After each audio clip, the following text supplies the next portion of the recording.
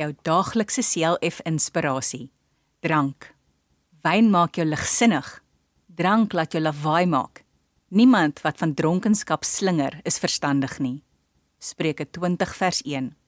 Ons weet almal wat drankmisbruik aan mense doen. Mense raak verslaaf aan drank. So baie mense en selfs huisgesinne se lewens word verwoes deur te veel te drink. Dit is so dat daar wingerdstokke en druiwe is om wyn van te maak. Selfs Jesus het 'n wonderwerk gedoen deur water in wyn te verander. Maar wyn of drank moet reg gebruik word. Daar is mense wat liewer glad niks alkohol moet drink nie. Dit is egter nie verkeerd om 'n bietjie wyn te drink nie. Dit moet net nie misbruik word nie. Te veel mense vergryp hulle aan drank as hulle probleme het. Nog nooit is iemand se probleme opgelos deur drank nie.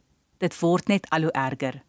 Ons teksvers sê, iemand wat te veel drink is nie 'n verstandige mens nie. Kom ons help mense wat verslaaf is aan drank. Kom ons bid vir hulle. Kom ons bid saam. Here Jesus, help my om 'n verstandige mens te wees en dat ek nie aan drank sal oorgee nie. Amen.